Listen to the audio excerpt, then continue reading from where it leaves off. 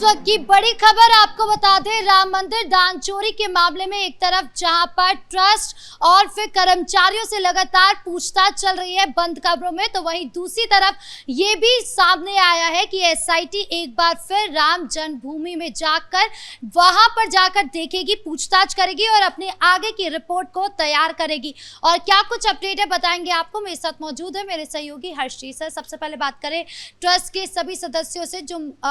बड़ी मछली कहा जा रहा था उन सबसे पूछताछ चल रही है, क्या कुछ हो रहा है? बिल्कुल, देखिए अनिल मिश्रा की बात करें या फिर गोपाल राव की बात करें तो उनसे लगभग कहा जा रहा है कि 8 घंटे की पूछताछ हुई है। अब इस 8 घंटे की पूछताछ में क्या कुछ निकलकर सामने आया है वो ये कहा जा रहा है कि आज शाम तक सबके सामने आ जाएगा। क्योंकि जिस तरीके से चंपत राय से पूछताछ हुई थी, हालांकि चंपत राय ने ये भी गलती मानी थी कि उन्होंने वो जिम्मेदारी नहीं निभाई जो जिम्मेदारी उन्हें निभानी चाहिए थी, और ये भी माना कि कुछ ऐसे लोगों को रखा गया था जिसपे उन्हें भरोसा था लेकिन वो विश्वासघाती निकले, लेकिन चोरी में उनका हाथ नहीं है। और खबर ये भी आ रही है कि जो ट्रस्ट के लोग हैं, अनिल मिश्रा हो या फिर गोपाल राव हो, उनकी तरफ से भी कहा जा रहा है कि हमारा चोरी में कोई हाथ नहीं है, हमने सिर्फ विश्वास करके उन कर्मचारियों को रखा था और उन कर्मचारियों के बारे में इतना पता था कि वो कर्मचारी ईमानदार हैं, लेकिन कब वो बेईमान बन गए इसका पता ही नहीं लगा है। लेकिन देखिए पता ये लगाना होगा, क्योंकि बार बार ये कहा जा रहा है चाहे विपक्षी पार्टी की तरफ से या तमाम लोगों की तरफ से कि क्या ये सिर्फ मोहरे हैं, चाहे फिर लवकुश मिश्रा की बात करें, टिन्नू यादव की बात करें या फिर अविनाश शुक्ला की बात करें,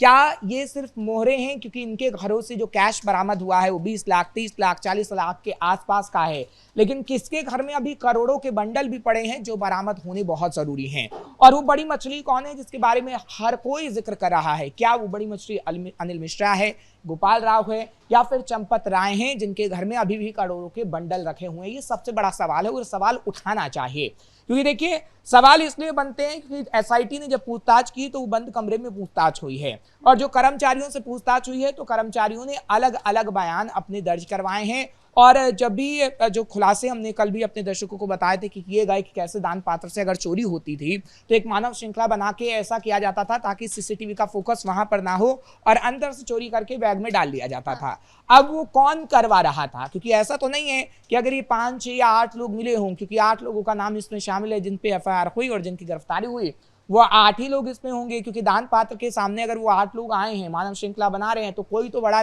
उन्हें निर्देश देता होगा। क्योंकि देखिए किसी की शय बिना कोई भी काम नहीं कर सकता, क्योंकि जब तक आपको पता ना हो कि हाँ वो बंदा मेरा साथ देगा या वो व्यक्ति मेरा साथ देने वाला है जो मुझे बचा लेगा, जब तक आप चोरी नहीं कर सकते। और वही राम मंदिर के अंदर हुआ है कि राम मंदिर में वो बड़ी मछली जो अपने आप को अभी भी बचा रही है, क्या उसका कॉलर भी पकड़ा जाएगा? ये सबसे बड़ा सवाल है। क्योंकि देखिए उसका कॉलर पकड़ा जाना बहुत जरूरी है। अगर उसका कॉलर नहीं पकड़ा गया तो आगे आने वाले समय में फिर एक बार ऐसा होगा कि वहां पर चोरी हो सकती है।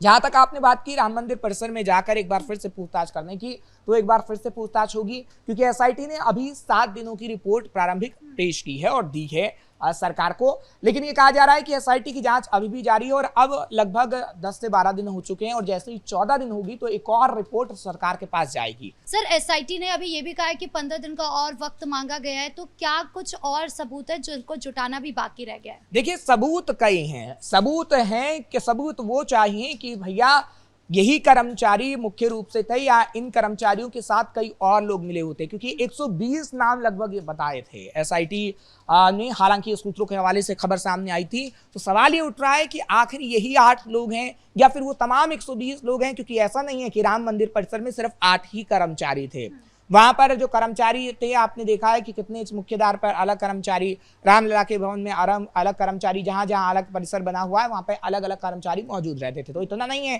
कि 8 ही कर्मचारी दान पात्र के आसपास घूमते थे। हाँ, इतना जरूर हो सकता है कि इतने लोगों की मुख्य भूमिका रही हो, लेकिन कुछ और लोग भी पकड़े जाने बाकी हैं और कुछ और लोगों के खिलाफ कहीं ना कहीं आपको सबूत ढूंढना होगा, जो एसआईटी ढूंढने की कोशिश कर रही है। अब ये कहा जा रहा है कि जो वॉचमैन रहते थे अलग अलग गेटों पे उनसे पूछताछ हो रही है, क्योंकि देखिए दान पात्र से जो चोरी करते थे वो लोग हैं और कैश को किस तरीके से गबन करके अपने घर ले जाते थे ये वो लोग हैं। लेकिन वॉचमैन किस तरीके से, जो बाहर होता है सुरक्षाकर्मी खासतौर पर होता है, वो किस तरीके से इन लोगों को भेज दिया करता था, क्या उसका भी मिलीभगत थी और क्या ये उसको भी पैसा देते थे? क्योंकि बंदर बांट होती थी तो कहीं ना कहीं पैसा उसको भी दिया जा सकता होता है, क्योंकि देखिए अगर कोई कैश लेके जा रहा है और कोई करोड़ों का बंडल अगर लेके जा रहा है, कोई चेकिंग करता है तो आपको महसूस हो जाता है कि हाँ यहाँ पर पैसा रखा है या नहीं रखा है। सर बकायदा एक संदूक जो है वो गायब हो जा रहा है, किसी को दिखाई नहीं दिया होगा, ऐसा कैसे हो सकता है? यानी कि जो सुरक्षा कर्मी है वो भी कहीं ना कहीं मिले हुए हैं। बिल्कुल, देखिए यही सबसे बड़ा सवाल है ना, क्योंकि सुरक्षा कर्मी हो या फिर ट्रस्टी हो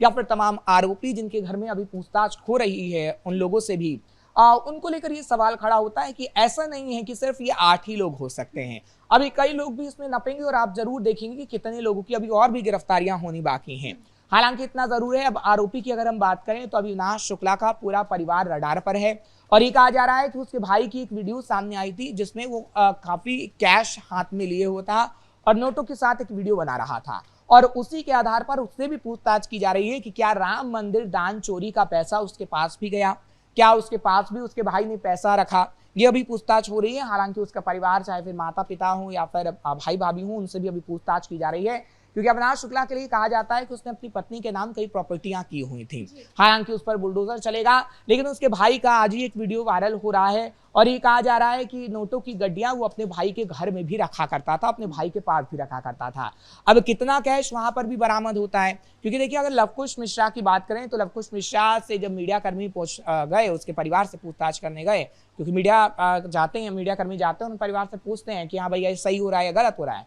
तो लवकुश मिश्रा के नाना ने कहा और जो उनके परिवार वाले थे कि देखिए ये बुलडोजर जो चलाया जा रहा है वो गलत तरीके से चलाया जा रहा है, क्योंकि अभी मकान का निर्माण हो रहा था और ये गलत तरीके से कहा गया है कि यहाँ से 10 लाख कैश बरामद हुआ है, जबकि इस घर में कैश रखने की कोई जगह ही नहीं थी। ये उनकी तरफ से आरोप लगाया जा रहा है। हालांकि इन आरोपों में कितनी सच्चाई है ये तो खैर वक्त ही बता पाएगा, लेकिन इतना जरूर है कि भी आरोप प्रत्यारोप का दौर भी जारी है। टिन्नू यादव, लगातार हम देख रहे हैं कि छापेमारी भी हो रही है। आज ही कर्मचारियों के जो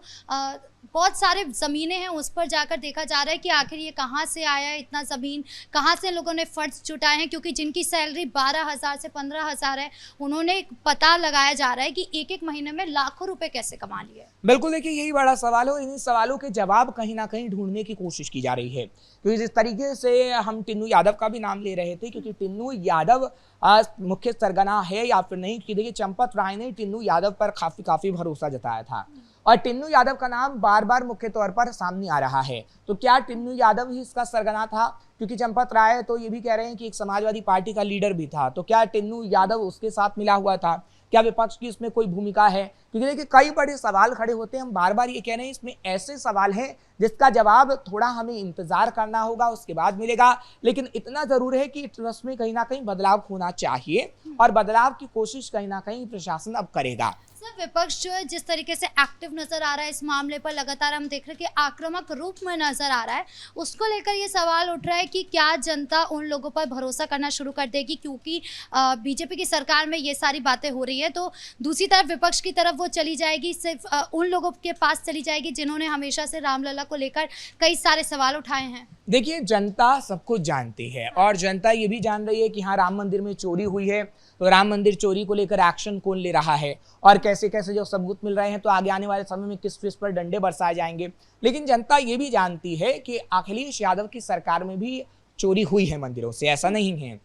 इटावा से लेकर कई और ऐसे जगह थे जहाँ से खबरें सामने आई थी और उनकी तरफ से जब वहां पे मंदिर के पुजारी थे तो उनकी तरफ से कहा गया कि हमारी रिपोर्ट तक समाजवादी पार्टी की सरकार में नहीं लिखी जाती थी। आज गनीमत तो है कि रिपोर्ट भी लिखी जा रही है और आज हम देख रहे हैं कि राम मंदिर जिसने चोरी की है, दान चोरी की है, उस पर डंडे बरसने का काम भी हो रहा है, पूछताछ भी हो रही है और आगे आने वाले समय में उसे कड़ी सजा भी मिलेगी। बिल्कुल, योगी आदित्यनाथ को लेकर ये भी कहा जा रहा है कि एटलीस्ट वो लीपापोती नहीं करे कि हमारे सरकार में ऐसा कुछ नहीं हुआ है या हम लोगों की नजरों में ये सब नहीं हुआ है, हमें कुछ पता नहीं है। उन्होंने साफ तौर पर कहा है कि हर कर्मचारी, हर उस इंसान पर एक्शन लिया जाएगा जिसका इस पूरे घोटाले में मिली भगत है। बिल्कुल, देखिए क्योंकि योगी आदित्यनाथ भेदभाव नहीं करते हैं और भेदभाव वाली रणनीति समाजवादी पार्टी की हमेशा से रही है कि ये दलित है तो उसके साथ वैसा व्यवहार करना है, ये मुसलमान है तो उसके साथ वैसा व्यवहार करना है, ये हिंदू है तो उसके साथ वैसा व्यवहार करना है। लेकिन योगी आदित्यनाथ सबका साथ सबका विकास के नारे पर काम कर रहे हैं और हम देखते हैं चाहे फिर मुस्लिम हो उसको भी उतना ही न्याय मिलता है,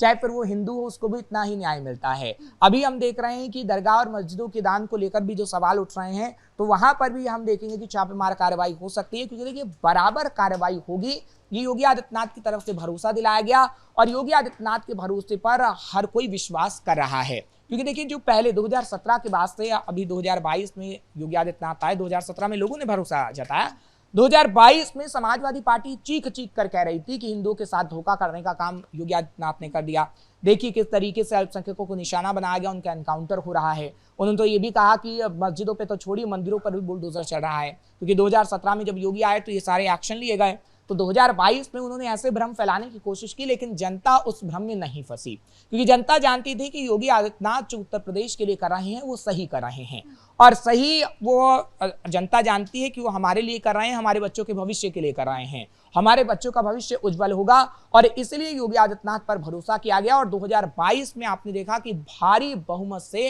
योगी आदित्यनाथ जीते। सर ये भी बताया जा रहा है कि लवकुश मिश्रा जो है उनका घर अवैध पाया गया है, तो क्या उस पर भी जल्दी बुलडोजर चलेगा? बिल्कुल, देखिए बुलडोजर तो चलना तय है, इसमें कोई दो राय नहीं है, लेकिन आज चलेगा, कल चलेगा, कब चलेगा, इसकी तस्वीर भी हम अपने दर्शकों को जल्द दिखाएंगे। जी, इस मुद्दे पर जानकारी देने के लिए आपका बहुत बहुत धन्यवाद। तो कुल मिलाकर जिस तरीके से कर्मचारियों से लेकर ट्रस्ट के लोगों से लगातार जांच चल रही है, और दूसरी तरफ एसआईटी राम मंदिर पहुंचकर वहां पर अपनी प्रारंभिक रिपोर्ट के बाद अपनी फाइनल रिपोर्ट तैयार कर रही है, उसके आधार पर पुलिस कार्रवाई करेगी। अब उसमें क्या कुछ कार्रवाई होती है, क्या बुलडोजर जल्द देखने के लिए मिलेगा, ये अभी देखना बाकी है। ब्रेकिंग न्यूज में इतना ही। कैमरा पर्सन कुणाल के साथ मैं राधिका राज।